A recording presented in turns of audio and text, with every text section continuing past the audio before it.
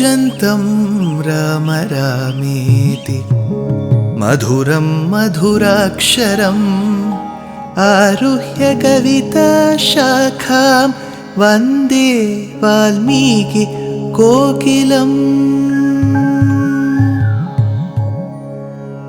रामाय रामभद्राय रामचन्द्राय वेधसे रघुनाथाय नाथाय सीताया पतये नमः।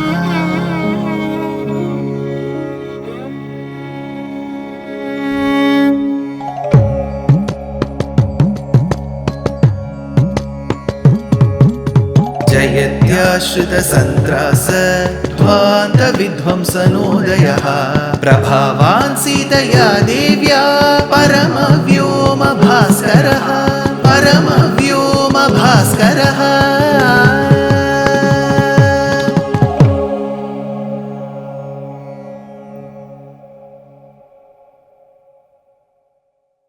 श्रीमते निगमान्त महादेशिकाय नमः।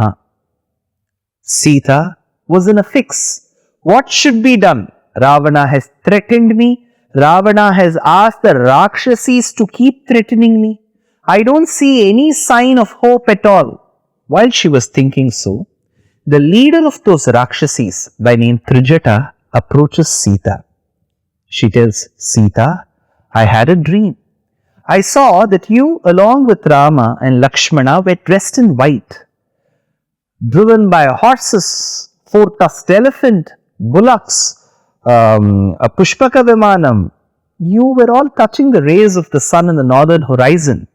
On the other hand, Seetā, I saw the monarch, the reigning monarch of Lanka, who was seated on an ass going in a southern direction, smeared in oil, attire in red, tonsured head, in a drunken state.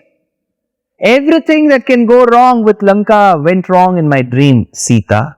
But the only ray of hope was Vibhishana, who was seated in the shade of a white umbrella, dressed in white, seated on an elephant. He was the only ray of hope. Thereby, Trijata asked the Rakshasis to stop threatening Seetā and seek refuge at her. The Rakshasis took no one step, but Seetā felt if these Rakshasis, however be their demeanor, their thoughts, they have a wonderful leader filled with sattva guna like Trijata, thereby keeping Trijata in the Acharya Sthana in mind. She said, if this come true, the dream come true, I shall give asylum to all the Rakshasis and nothing will happen to them, no harm shall cause any danger to them at the hands of Rama or Lakshmana. That time, Trijata tells, Hey Seetā, while you are speaking such nice words, I have been giving such positive hope to you. Do you hear the chirping of the birds? That itself is a positive sign for all good things to happen. Pakshita shakha nilayam pravishtah punah punaschottama santvavadi suswagatam vacha mudirayanaha punah punaschodayati vakrishtaha. As she sees the chirping of the birds, he listens to the chirping of the birds, which is a positive sign. Trijata says, Seetā, look, your left eye, your left arm, your left thigh, there is a throbbing that I see, as mentioned in Sundara Kandam. For the woman, when the left hand side of the body shows some kind of throbbing, it means good will happen. Because something good is going to happen to you, Seetā, your left eye, your left arm, your left thigh is throbbing. Now, Seetā, after listening to the convincing and the consoling and the positive words of Trijata, Trijata leaves that place. Now Seetā thinks, well, I have heard of something positive from Trijata, but I see no ray of hope. Nobody has come from the side of Rama to even convince me that he is coming. This being the state of Seetā, Seetā now thought to herself. The Tamil poet Kamban says what Seetā thought to herself. Karmegham nedunkadal கானையான் தருமே தமியேன் எனது R உயிர்த்தான் உறும் ஏறு உரள் வெண்சிலை நான் ஒளித்தான் வருமே உரையாய் வலியார் வலியே. She says, I have been thinking about Rama. Oh, you moon. She looks at the moon and she says, oh, you moon. You have been looking at me for long. You must have also been looking at Rama for long, wherever he is. The only one who is looking at both of us at the same point in time is, oh, you moon. Can't you convey the feelings that I have for him? Can't you go tell him? Can't you convey the thoughts and the message that Rama would have wanted to convey to me? Can't you be my messenger, oh you moon? Seetā asks. In another verse, she says, வாராது பொழியான் என்னும் வன்மையினால் ஓர் 1000 கோடி இடர்க்கு உடையேன் தீரா ஒரு நாள் வலி சேவகனே நாராயணனே தனி நாயகனே. Well, I am ready to bear as much pain as possible, but I just hope, even if I am ready to bear 1,000 cuts, 1,000 beatings, I wish I could see Rama one day. So Seetā is deeply meditating that she should get some message from Rama. Despite her prayers, despite so many days and weeks that have passed, she sees no hope. That is when Seetā thinks, well, on one side is Ravana, his threatening process, the Rakshasis here who are waiting for an opportunity to pounce on me. Well, on one side I see a thin ray of hope given by Trijata. But beyond that, I don't see any scope for positivity around me. I don't think. It is time for me. It is time for me, Seetā thinks. It is time for me that I commit suicide. I should be committing suicide. I don't wish to live.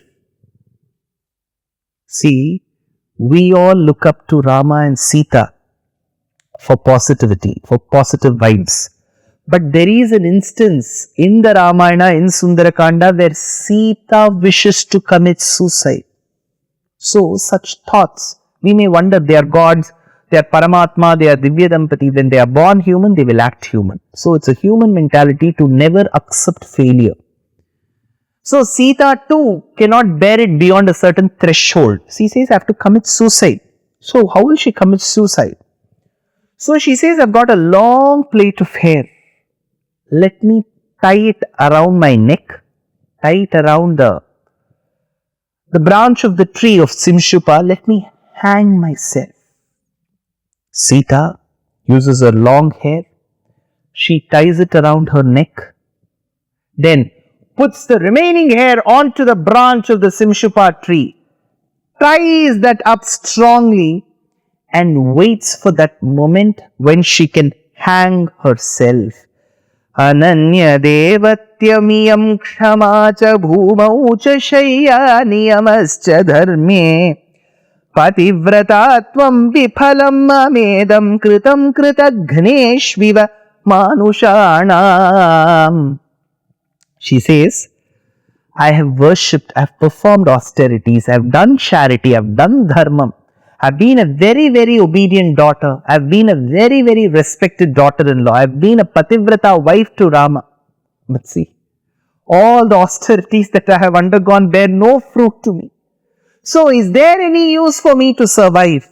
As she thinks of this, she also concludes, well, even if Rama were thinking about me, even if Rama were to come to a good judgment, even if Rama were to come to a logical solution to meet me, to convey the message, to rescue me, for even a well-thought judgment, the messenger should be good.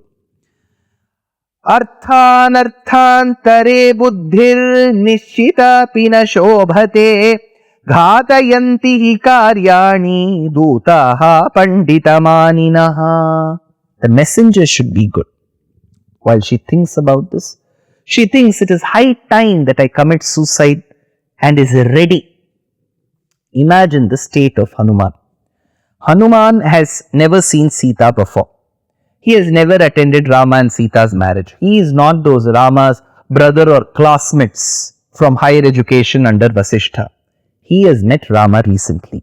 He comes not from the Narajati, he comes from the Vanarajati. He is not a Grihastha like Rama, he is a celibate, he is a Brahmachari.